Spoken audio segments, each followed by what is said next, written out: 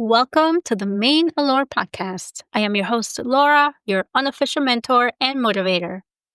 Have you ever wondered, how is it that there are some people out there who just know what to do all the time? They know how to move, how to problem solve, how to figure things out.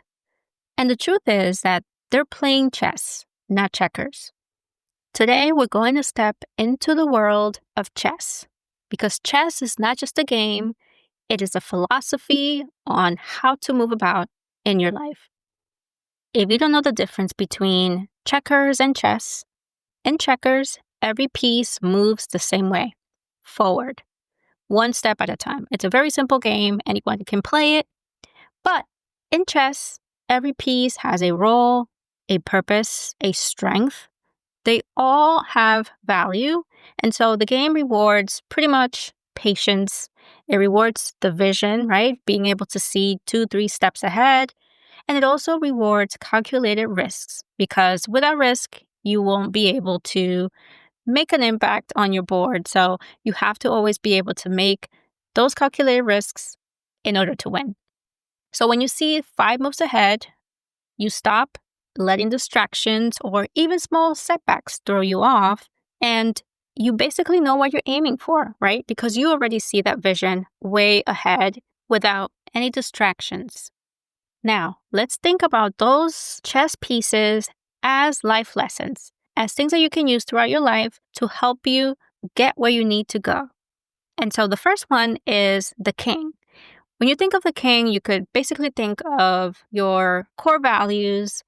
In chess, the king is that piece that you must always protect, right?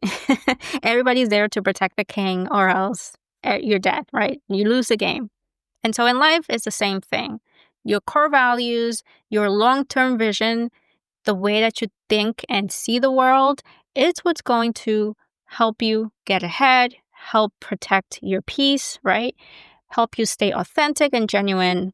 And that could be your core values, whether it's your freedom, it could be your career choices, your relationships, those financial habits. And when you think about it, it's really your true north. For example, maybe your king is to retire in 20 years. So let's say you want to retire by 45, 50 years old. And instead of waiting around and just putting one foot ahead of the other, you're already visualizing that freedom that you're going to get when you turn 45. So what you end up doing is thinking now, what are those steps? What are those things that I need to do in terms of my career, my financial habits, in order for me to be able to retire when I'm 45? I remember there was a coworker many years ago who I remember he was 28 to 29, something like that. And he divulged that he already had $250,000 saved. And I was like, wait a minute. At the time, I thought it was ridiculous. I said, wait, you're not really living your life. I mean, he was living like in a basement somewhere.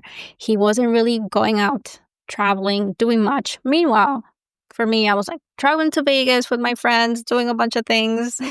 I definitely was enjoying my money. But in hindsight, right, he's probably on a boat somewhere, not working anymore. He's probably already retired, being able to do all those things that he wanted to do then. And that is the point of thinking about what your king is, right? That core value, that one thing that you must always protect because you know it's worth sacrificing for and it's worth protecting. The next piece is the queen.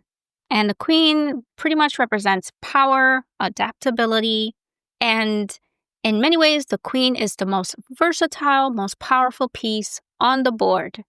And in life, your queen is basically those strong skills, those things that make you who you are, that personal power, whether it's your creativity, the way that you lead, the way you bring people together, the empathy that you have towards others, your problem-solving skills. Again, these are the things that make you powerful, that make you strong. And it's that ability to move around in any direction, being adaptable when life shifts so that you're not feeling stuck, but more empowered to move forward. So when you know what your queen is, you stop underusing your strengths and you use them to control the board, which in this case, it's your life. Now, the next one is the bishop. And The bishop is that piece that you don't necessarily use it all the time, but when you do, it could be absolutely lethal. And it moves diagonally, right? Like it's a piece that you don't necessarily think about because it's all the way on one side, but it's definitely looking over, right, from the distance. This could symbolize your long-term investments, and that could be your education, the relationships that you invest in, even your health habits. One way that you can think about it is, for example, when it comes to your education, is studying, right? You are investing 4 years of your life, 5 years of your life studying to get to that career that you so want. Or it could be a book that you want to read, and it could be a long book, an extensive book. But if every day you read one page, eventually you're going to end up finishing it, right? So that idea that the moves that don't pay off today might be the ones that win the game tomorrow. When you think of a knight, is pretty much that piece that requires a little bit of creativity, a little bit of problem solving. It's the one that moves like an L shape. So you're basically jumping over obstacles, right? Like cutting corners, and not necessarily in a bad way, but it's the idea that you have to think outside the box in order to unblock yourself from any obstacles that you're facing. An example is that you can't afford traditional schooling, it's too expensive, and then you eventually say, well, I can always go to community college, I could go to a trade school. It may not be the exact path that you wanted to take, but it is a step forward that will lead you eventually to prosperity, success, right? It may be a different path that you weren't expecting to take, but it's a path nonetheless. And so you're building a skill. You could be freelancing instead of working at a big corporation. Maybe you're working at a smaller company. It's leaping over a system so that you can get to where you need to be.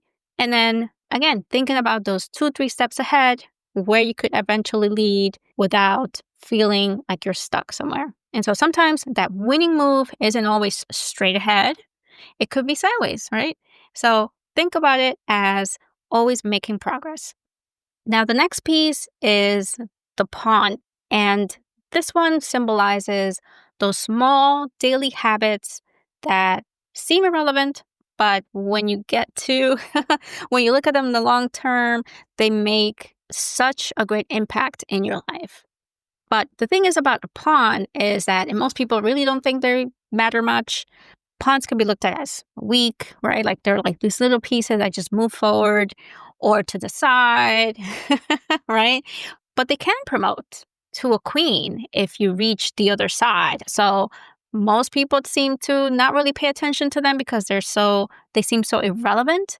But slowly but surely, once they get to the other side of the board, they could eventually replace any piece that you've taken, particularly the queen, right? So if you've killed their queen, a pawn could eventually be replaced with that queen, and that queen could now be alive again.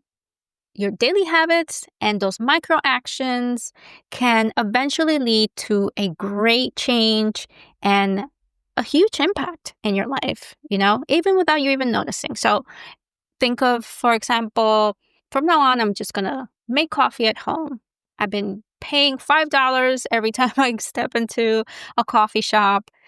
To you, it may seem like no big deal, right? Like, well, is it really going to make that much of a difference a year later, right? Like if you start developing that habit of just drinking coffee at home and making coffee at home, eventually you're going to realize how much money you're actually saving. And then eventually that money could be used towards something else, for that trip that you've been wanting to make, or a repair on your car, or something for the home. Those small moves consistently create massive change. So never underestimate the power of the pawn. In chess, grandmasters don't just think about their next move. Whether you watch them in competitions on TV or tournaments, whatever the case, they never think about their next move. They're always thinking about their next 5 moves. Some of the questions that you can think about when you're thinking about your next 5 moves could be, if I take this opportunity now, what will it open or close for me later? when you decide whether to work for a smaller company or a bigger company, what are the options that are going to be made available for me in the future? Sometimes working for a smaller company could lead to a faster promotion path, whereas working for a bigger corporation may lead to higher stability. So you have to decide what is more important to you, thinking about your king, what it is that you value, and take that step considering what those moves are going to be.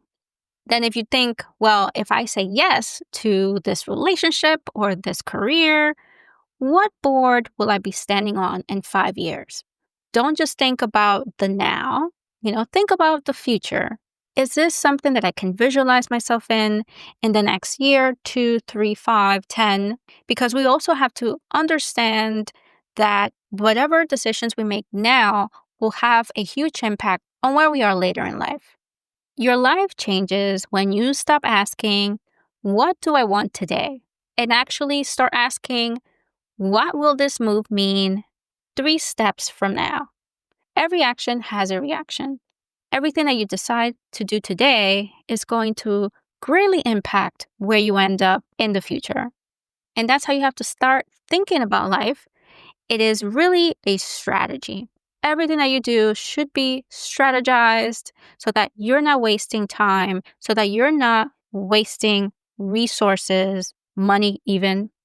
Always think of those next moves that you're going to make and where it's going to lead you. Now, let's think about how you can apply chess thinking in your life today. And the first thing that you have to do is identify what is your king. And again, define what is a non-negotiable for you, whether it is your values, your goals, that future vision, right? That true north. What is that one thing that you would consider your king? Then you have to use your queen, right? You have to double down on your strengths and unique gifts to get you there. So whatever those strengths are, those skills that you have that you're not utilizing or maybe you're underutilizing, make sure that you're not letting them go to waste. The next thing you have to do is value your pawns. So all those little small boring moves and steps that you think are not making a change or a difference in your life, don't overlook them because those boring moves are often the ones that will help you win the game in the long term. And lastly, think of those next 3 moves ahead. What other decisions are going to be a result from that first decision you made? So if I make a decision now, what are the next 2, 3 decisions that I will have to make? And I'll give you one example. When I decided to quit my job many years ago and go back to school, and I decided to apply to Columbia, I said to myself, well, how am I going to do that, right? And what I ended up doing was I first decided that I definitely, because I was working full time, going to school after work, taking care of my daughter, it was absolutely difficult and it was just going to take too much time for me to finish and getting my bachelor's, right? So what I ended up doing was saying to myself, if I get accepted to Columbia, I'm going to quit my job and decide to take that on full time. That was the deal that I made with myself. And what I did was I thought about if I get accepted, how do I do that retroactively?